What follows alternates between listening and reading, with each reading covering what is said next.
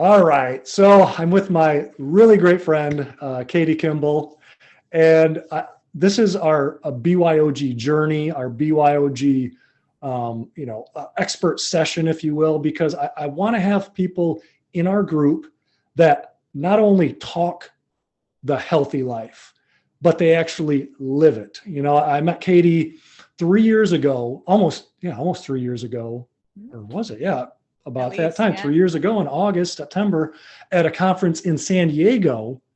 The funny part is I had to go to San Diego to meet somebody who actually lives about 45 minutes away from me. So I'm in Lansing, she's in Grand Rapids with her family, and we hit it off because we were both like just heavily involved with kids and wanting to provide, like, for ourselves, have that ultimate health, but also for our kids, teach them how to do it. And nobody does it better than Mrs. Katie Kimball. I might have to have you call her Mrs. because she's a teacher, Mrs. Kimball. But basically, I want her to do more of the talking and just fill you in on basically her origin story, like how she got started, what she's doing, what she's up to, and then give you tips along the way and strategies of how, basically what BYOG means to her. And she's got a great answer for that. We've already talked about that. But yeah, Katie, thanks so much for being here. And I want you to just be you on this recording. Yeah, it's always so good to see you, Ryan. And I've been thinking the last couple of days about the whole idea of be your own guarantee. I mean, I open your emails and I read them, and I'm like, that's so solid. Like, that's just so important, especially I think right now the world feels really tumultuous when it comes to medicine, when it comes to food, when it comes to just going to the store. Like, everything feels a little crazy. So being your own guarantee is for sure the best way I know of to like reduce your stress, which is going to increase your immune system. Like, it's all wrapped up. For sure. Like, my story started, I mean, my mom raised me to be a questioner, which I love. I'm really appreciative of her for that. And so I always like had it in me. So I would tell any of you, especially if your parents, if your kids are little, if they're high schoolers, like, encourage questions, man. Just allow them to be curious. And I actually just 2 weeks ago, I had the honor of doing a TEDx talk in Bismarck, North Dakota, and it was on how to raise kids who are critical thinkers, right? So that's what I was talking about, is we need to raise kids who are curious, who know how to be flexible, who know how to adapt if the information changes, and also who know how to be resilient, because sometimes you have to make your decision and you have to put your line in the stand and stay there. And you might not agree with everyone around you. And in fact, most of the time, if you want to be your own guarantee and not, the insurance company's guarantee, you do have to go against the flow of culture. So that's what I want to encourage parents, is like, raise kids who are have curiosity with skepticism. Kind of can look at things and keep asking the questions. For me as an adult, my husband was diagnosed with Crohn's disease as a freshman in college. And so basically our entire relationship, like, that's when we started dating. So our entire relationship, he had Crohn's disease. And in college, it was rough. And he had a lot of ups and downs. He was on and off different prescriptions, and, they'd work and then they'd stop. And 3 weeks before college graduation, he was in the hospital with a hole in his intestine. And they said, you have to have surgery. I'm sorry, you can't graduate. Like, how does that feel to a 22-year-old kid who's just about to start his life? And so they were able to get him through graduation. He got to walk across the stage, and 2 days later he had surgery. And the doctor, when he discharged him, he said, like, see you back in 7 years, because that's the average time it takes for a Crohn's patient to need another chunk of intestine removed, because the chronic disease of Crohn's always comes back, and it comes back to the same spot. And so, like, he was expected to get on prescriptions, he was expected to be in pain after eating, and we didn't. We decided, no, he's fine right now. We're going to wait and see. And we hadn't even really had, we weren't even married yet. I hadn't even had like my sort of real food conversion yet. We just knew, like, why would you take a prescription for something that's not happening right now? Right. So that, everyone has a process. You get a little more skeptical as you go. And it took 6 years for him to even really have a flare. But when he did, it was 2 months of diarrhea that prescription antidiarrheals couldn't touch, his doctor couldn't fix. And we were like, oh no, we're like, it's back. Maybe we did something wrong.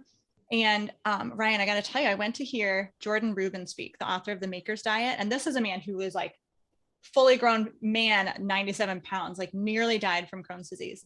And so I heard him speak and I came home and I opened the door and I said, honey, starting tomorrow, you're not eating gluten, grains, dairy, sugar, or legumes. We're going to fix you right up. And we did. We didn't have any idea how to cook grain free. Like, we're just like, I guess we eat salads. Like, I don't know. We didn't know what we were doing at all.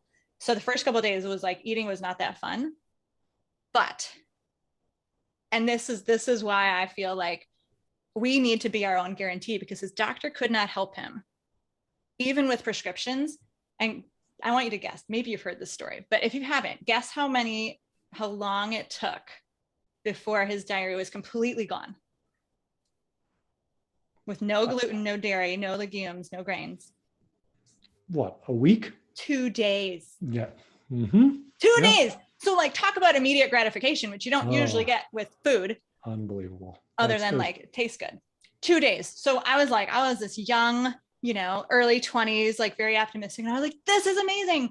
We have discovered something and now we can help other people. So I call our doctor and I'm like, I got to tell you guys something. Like, here's what happened. We did this thing and it's amazing and you should help other patients. And they were just like, do you need anything? Do you need anything from us? What can I write in his chart? And I'm like, what do you mean write in his chart? I'm like, the doctor needs to know this so he can help other Crohn's patients. They were just like, whatever. So I was like, okay, my skepticism meter just went from mid-range to like high power red flags. Right. And that's what our experiences teach us, is like, if someone is not helping you, we need to be skeptical of those someone. So that's where we started relying on diet and lifestyle. The great ending to that story is that he had a colonoscopy a couple of years ago. Crohn's patients are supposed to have them every 5 years. And the doctor came out and said, I'll see you back in 10 years, like all the normal people, because we're taking Crohn's off your chart. Mm-hmm. Chronic disease gone off his chart. And like, we didn't even work that hard at it. We just tweaked his diet and lifestyle. And it's not even that he eats perfectly or that he gets all the sleep he needs, but like, he is his own guarantee. Wow. And and now we've lived our lives through that. Only one of my kids has had antibiotics. I feel very proud of that I learned and grew and, I watched Paul, my oldest, who's 16 now, have an ear infection, go on antibiotics, get another ear infection 2 weeks later, and then get double ear infection and strep throat. And I was like, maybe it is a slippery slope, So now, like, one of my kids got an ear infection last week. We were out camping and I was like, I know what to do. Just do this, we do that, we do that. Went back to sleep, slept through the night. Like, that feels so empowering, right? We're out camping. Like, we were way on the shores of Lake Michigan, like no cell service. So even if I wanted to call urgent care and be like, what should I do about this ear infection? I'm so helpless. No, like, I had everything I needed with me because I travel with my little kit. Like, that's how you be your own guarantee. And you just learn, bit by bit and step by step. And I just feel like I'm like just collating information as my kids have issues, each issue you learn and grow more. But I don't feel like I need other people all the time. And I'm happy to go to modern medicine if I have something really big. Yeah. Maybe that needs help, but it's been a long time since I've felt that need. Right. And I mean, there's so much unbelievable, brilliant stuff. Just that story, one of a chronic disease like Crohn's, surgery, modern medicine, taking a piece of the intestines out and saying, oh, you're going to be back. Yeah. And again, this is, when I heard that, like, okay, chronic Crohn's, chronic disease, if it can help that, why can't it help blank? And I don't even like the phrasing of that question. It can, like, if it can help the hardest of the hard, Lyme disease, chronic Lyme disease, infection, skin problems, chronic pain, because a lot of people, this is, I've dealt with pain myself that turn into chronic pain, migraines, sports injuries that can turn into chronic pain, other injuries. And it doesn't matter if you've had it for a week, 10 days, 10 years. If you take these approaches of living a healthier lifestyle, and again, I know that's really vague. There's a lot of stuff packed in that. But how you said, Katie, it's not like Chris is doing perfect, like eating perfectly and sleeping perfectly. I know I'm not. I had a rough week of sleep this last week. So now my brain's not functioning at the highest level that it can be. But I know that's not going to be a chronic problem because, like you said, you have learned not just in one day or 2 days. Yes, you've had these aha moments where you saw Jordan Rubin speak. You're like, all right, we're going to do it. And it was that instant gratification of 2 days where all of a sudden the diarrhea was gone. Now the symptoms were gone, but his body is still healing. So it's not like, okay, we do things once and boom, we're all done. Same thing with mastering our stress, which we're going to talk about. Yeah. But those words that you said, being skeptical, question, I like that even better, like questioning. Be critical of, like, be a critical thinker, adapt. What was the other one? Resilient. That's another one of my favorite words. Resilience, relentless, lifestyle, all these things. It's a simple and consistent process.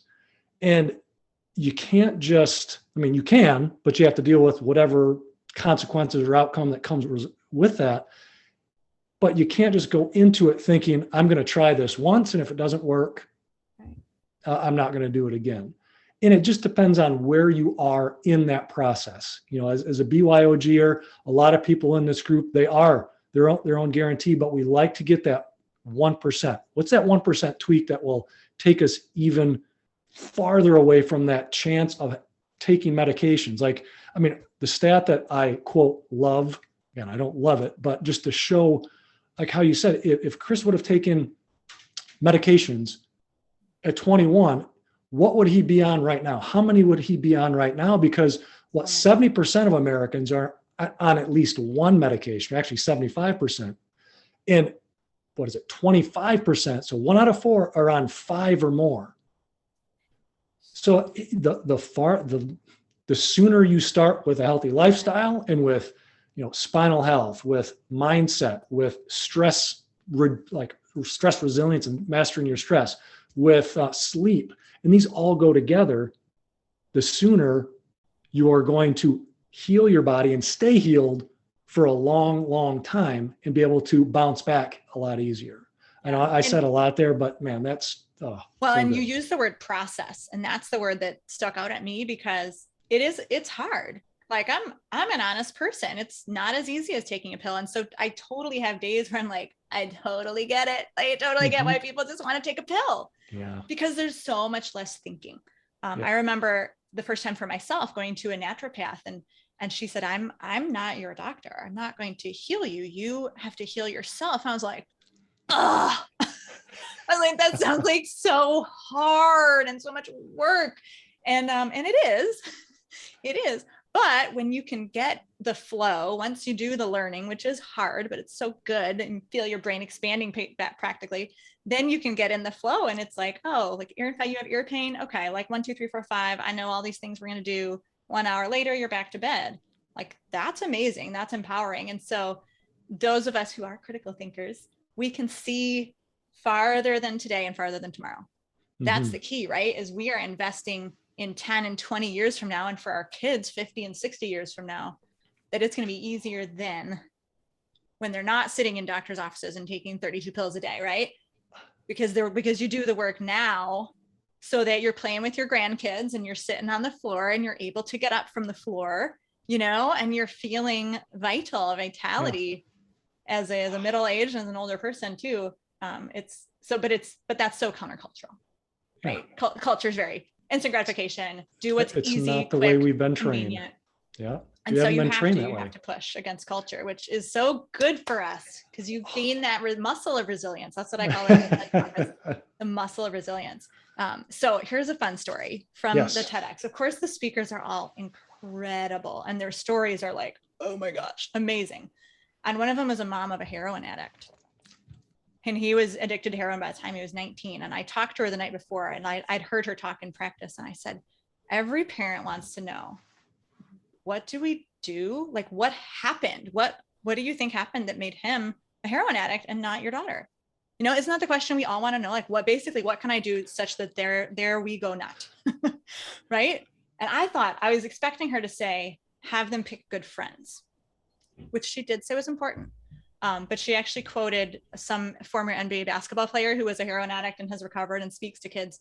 And how he says it was, if you want to be someone different on the weekend, if you look at your life and you're just not happy with who you are and you wish to be someone different, that's your risk factor for abuse and addiction. And I was like, poof. And I thought, and so I was thinking about that this morning, like, be your own guarantee.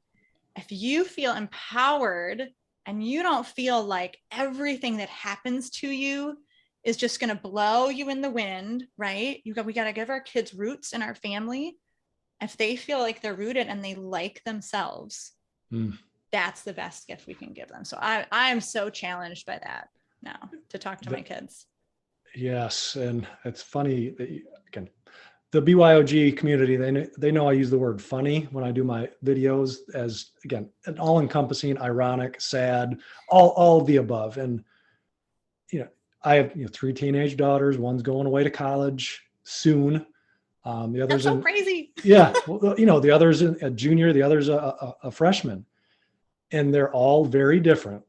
And what you said there was, and I've noticed this with, teenage girls, they sometimes, again, I'm not even going to separate it between teenage girls, teenage boys, it's just teenagers in general. And even as adults, we compare ourselves and we want to be somebody else. We want to, like, you and I are in this online health space and just health space in general. And we are exposed to so many great people, like the people at your TED Talk and, at Mindshare and all these conferences. And you look at the stuff they're putting out, and I know I do this sometimes, and I have to watch myself. That's why I journal every day and go through different journaling techniques. That's why I count my wins and find the evidence for how I'm progressing in my process to reach those goals. Nice. But I found if my body, like just physically, if I'm not as resilient, then my mind isn't. Same thing.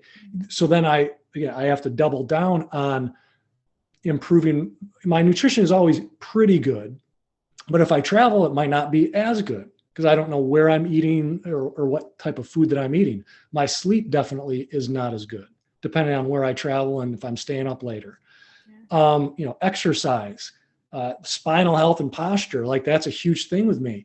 So I've noticed if I'm worn down physically, mentally, I don't have that resilience. I'm not that stress, whether it's physical, chemical, emotional, mental, it has a bigger effect than if we are, again, we've said be your own guarantee, whether we're living these healthy lifestyles. And we look at other people, and that's where I was going with this. We look at other people like, I bet they never get like that. Yeah. It's so sometimes, easy. Sometimes I'm down in the dumps. Yeah. But yes, so that's what I would love for you to touch on now is there a process that you go through? I know you got this stress mastery 7-day challenge coming up. Mm-hmm. And and it's for especially a back to school type of stress resilience, stress mastery program. But is there a process, just in that you go through that you've learned and now you've enacted into your life on how you deal with stresses, especially the mental stress that can come up? Yeah. I mean, I think knowledge is power is really the bottom line. And so as you were talking, I was like, yes, exactly. So I'm trained as a stress mastery educator, which is not like a doctor. I get to teach, right? I know a bunch of stuff, which is great. That's my vocation. And what stress mastery teaches is kind of what you were just talking about. You were saying if your body's run down, your mind is pulled with it. If your mind is run down by stress, comparisonitis, fear, let's just rest on that word in this environment right now. Fear is going to pull down your body. It's going to pull down your immune system. It's going to interfere with your sleep. And so the way I say it is we have one bucket, and it's physical, mental, emotional, social, all of those things, spiritual. We have one bucket. And if the bucket has holes in it and it's leaking, it's going to hurt all of us, right? If the bucket is overflowing with demands, there's too much coming at us, which is so evident right now at the beginning of school. I've got all the mommy homework. I've got all the forms from 4 schools and trying to get through the lists and get the school supplies. And oh my goodness, my kids need to be going to bed earlier and summer's over and it's so sad. And so you feel all these demands, and we can't always change that. right? We can't always change the demands coming at us, but what we can change is how we react to that. So the definition of stress in the stress mastery mindset or philosophy is that stress is the gap, I should go this way, between your demand and your capacity, right? So your demand is everything that's asked of you, as well as everything that kind of happens to you that can pull you down, right? Those are all your demands. And then your capacity is what the gas you have in the tank. It's the sleep you're getting. It's the way you understand how to deal with stress. It's the food you're eating. And so what we need to do to reduce stress, most people think it's to reduce the things that are happening to us, but we can't always change that. So to reduce the stress, we have to close that gap, which means we just need lots of strategies like you teach to increase our capacity. And so for me, point one is just that education. Like even just for me to be able to say, oh, my capacity is low. Like I need to stop trying to push, for example, just at work, maybe I'm trying to write something and that's a very, mental heavy thing. And if I'm really distracted or I've been sitting down for 3 hours or I've forgotten to hydrate or, you can feel that and just knowledge is power. You go, oh, my capacity is low. I have to stop trying to force these words to come out of my fingers and I need to go for a walk in the sunshine, right? I need to go drink my green juice. I need to go sit with my kids and giggle for a little while, right? So there are very simple things to do to increase your capacity. So that's what I'm going to talk about. It's a 5-day challenge. So that's even less stressful. 5, okay. It's not even 7. It's a free 5-day challenge. It'll be right in the middle of September. And I'm just going to hop into a Facebook group like this one every day for about 20 minutes, short, because I don't want to increase your demand.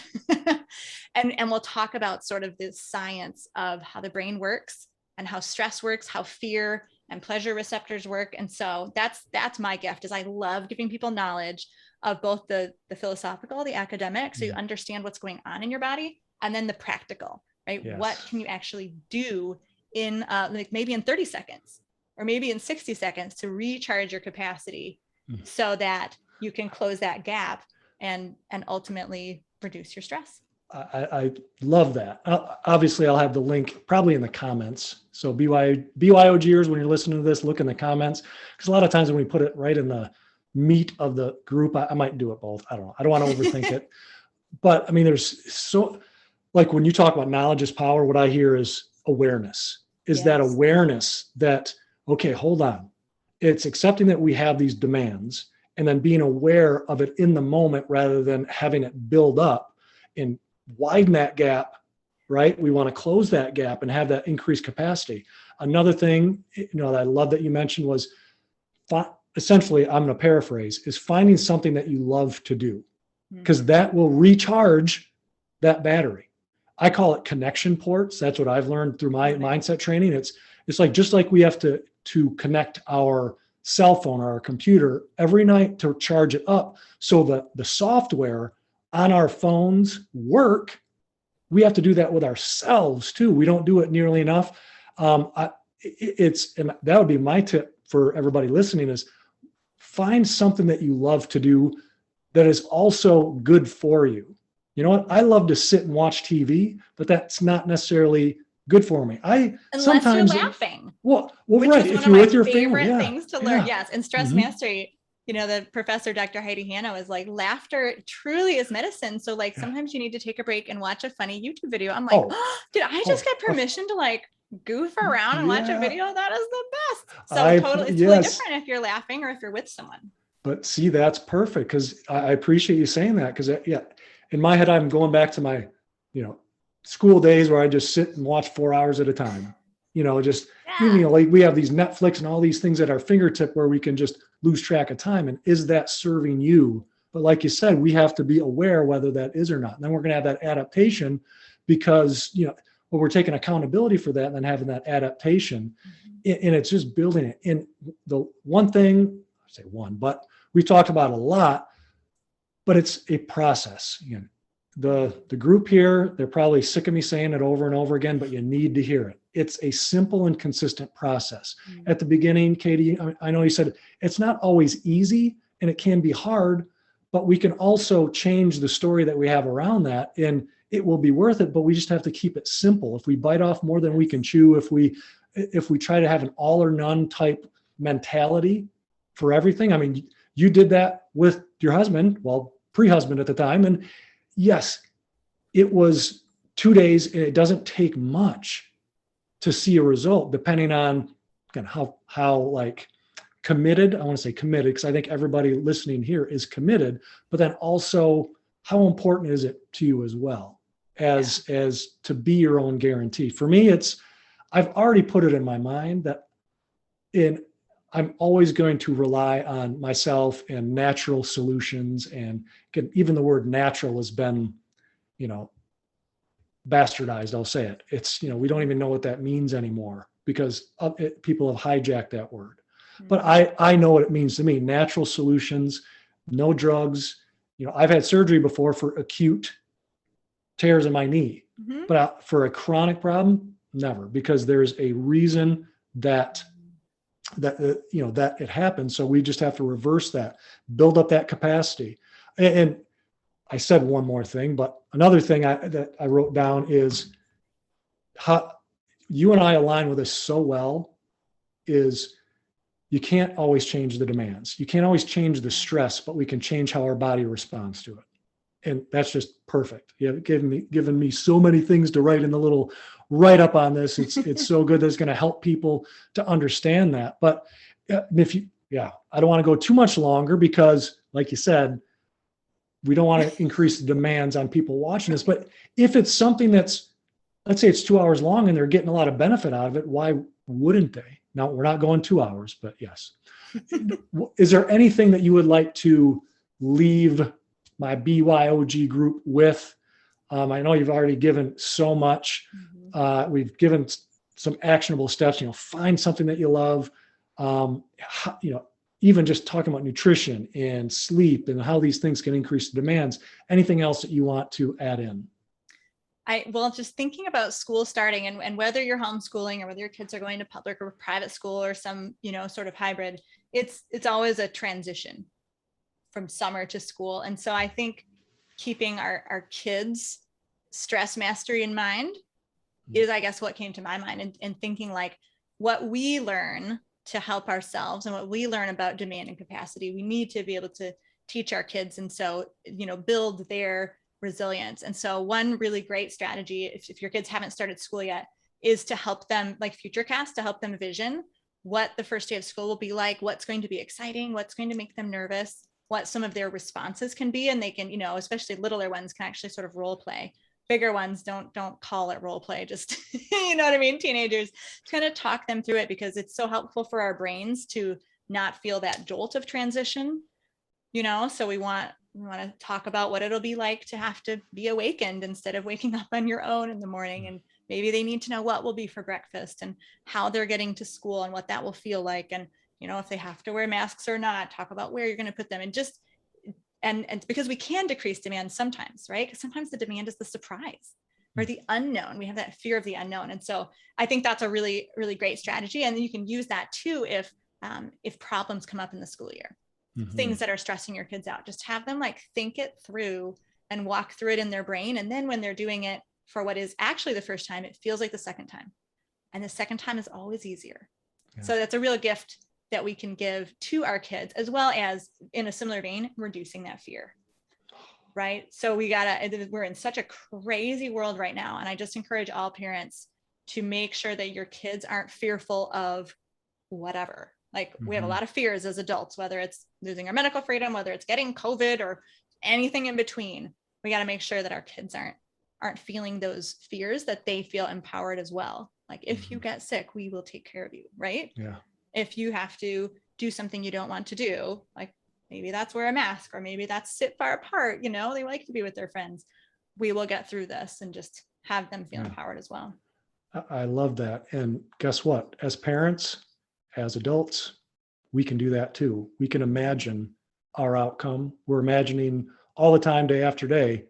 And most of the time, and I'm sure you'll cover this even in your 5-day challenge, how the brain works, it's going to go towards that fear response first, because it's trying to protect us. It's not bad. The more we try to fight it, the more we try to say it's bad, or I don't want that, it's not right, and we avoid it, the more it just continues to build. So that whole, being trying to get rid of the unknown as much as possible, that will help to decrease that demand on your body and increase your resilience, increase your capacity, because it's one less thing that your mind has to worry about. And how you even said, when you feel good, and with that example of the NBA player, when you feel good about yourself, you do healthy stuff.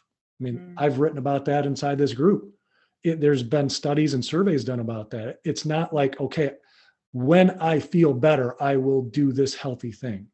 It's usually the other way around. When you feel good about yourself, you're more likely to do those. And, Lee Patterson and another BYOG expert session that we had, go back and listen to that one, because that's exactly what she said too. But this has been so good. Remember, BYOGers, her stress mastery challenge is coming up, and I'll obviously post all the links below so you can take a look at it and sign up for it. But Katie, as always, it's been awesome to see you, and we're definitely going to get together sometime. All right. It's my pleasure. Bye, guys. BYOGers.